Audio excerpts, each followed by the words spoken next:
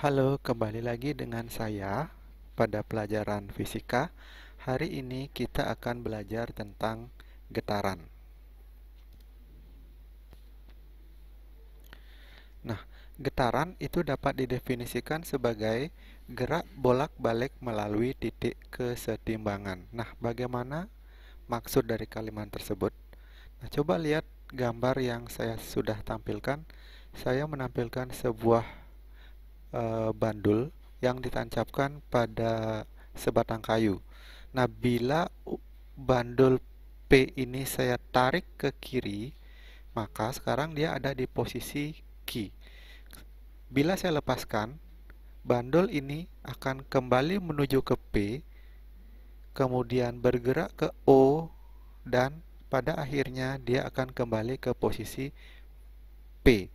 Nah, gerakan bolak-balik inilah yang disebut sebagai getaran. Nah, sebaliknya, kalau bandul P ini saya tarik ke posisi O, saya lepaskan, maka bandul ini akan menuju posisi P, kemudian ke Q, kemudian ke P lagi, kemudian ke O lagi. Jadi dia akan bergerak secara bolak-balik melalui titik P. Nah, titik P inilah yang disebut sebagai titik kesetimbangan. Nah, contoh lain. Saya punya sebuah pegas. Nah, ini adalah sebuah pegas dan P ini adalah posisi kesetimbangannya. Bila pegas ini saya tarik ke bawah, maka pastinya beban itu akan ketika dilepas akan mendorongnya ke atas sehingga sampai pada posisi Q. Kemudian dari posisi Q dia akan turun lagi menuju posisi P. Kemudian dia akan turun pada posisi yang O dan akhirnya dia akan kembali lagi ke posisi yang P. Jadi ketika pegas ini saya tarik ke bawah, dia akan bergerak secara bolak-balik, yaitu ke atas, ke tengah, dan ke bawah lagi, kemudian ke atas lagi, secara bolak-balik terus-menerus.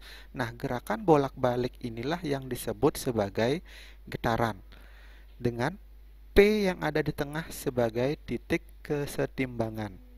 Saya punya contoh lagi satu, ini bandul saya gantung dari atas.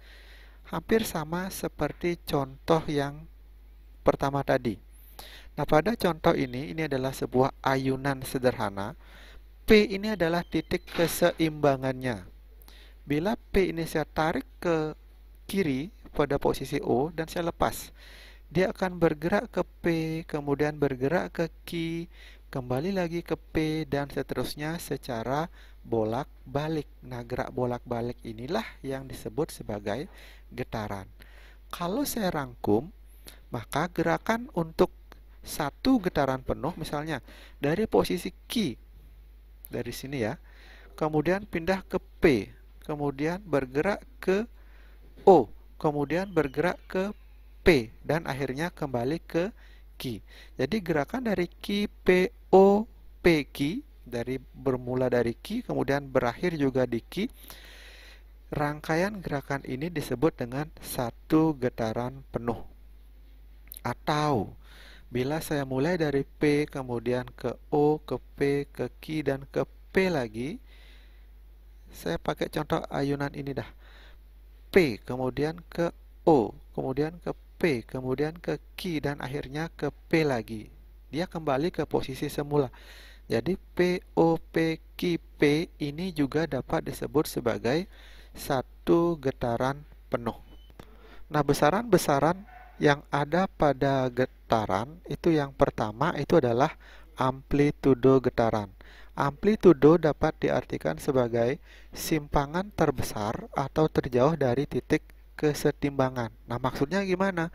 Nah, coba kamu lihat gambar ini. B itu adalah posisi kesetimbangan. Nah, getaran itu seperti yang sudah saya jelaskan tadi, itu adalah gerak bolak-balik dari B ke A, kemudian ke B, kemudian ke C, kembali lagi ke B. Nah, amplitudonya yang mana? Amplitudonya itu adalah jarak dari A sampai ke B. Kalau diukur pakai penggaris, ini jaraknya berapa? Itulah yang disebut sebagai amplitudo. Demikian juga dari B ke C. Ini bisa diukur menggunakan penggaris. Maka jaraknya inilah yang disebut sebagai amplitudo.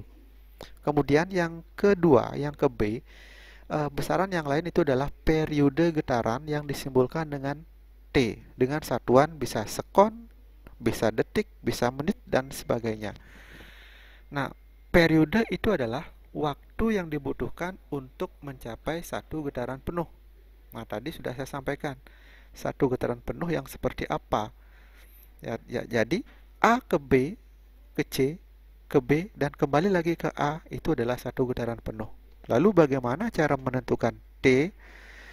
Nah, di sini saya berikan rumus. T itu adalah periode, T kecil itu adalah waktu, dan N itu adalah jumlah getarannya. Jadi kamu memerlukan sebuah stopwatch dan sebuah bandul. Jadi tinggal diukur waktunya untuk mencapai satu getaran itu berapa detik. Selain amplitudo dan periode juga ada besaran yang lain, yaitu adalah frekuensi. Nah, frekuensi ini dapat dikatakan kebalikan dari periode.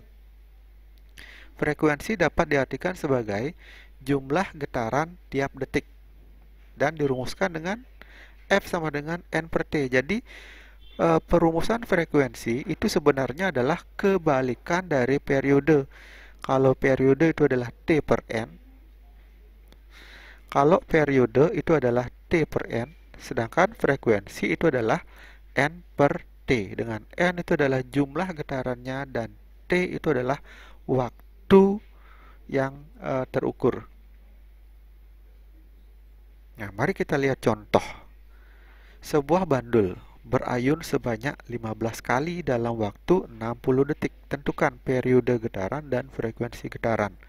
Bisa di pause videonya biar kamu bisa mencari berapa periode dan berapa frekuensinya.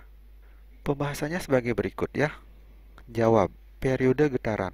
Jadi tinggal T, yaitu T per N. T itu adalah waktu. Waktunya di sini adalah 60 detik. Ini waktunya ini adalah 60 detik.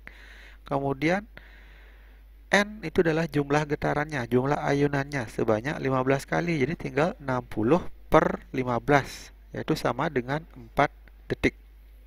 Lalu yang kedua, frekuensinya gimana? Ya sama seperti tadi, adalah kebalikan dari periodenya. Nah, ini saya sudah hitungkan. N jumlah getarannya itu adalah 15, T-nya itu adalah waktu, yaitu 60 detik. Jadi 15 per 60 sama dengan 0,25 Hz. Nah, sekian yang bisa saya sampaikan sedikit tentang getaran. Sekian, terima kasih.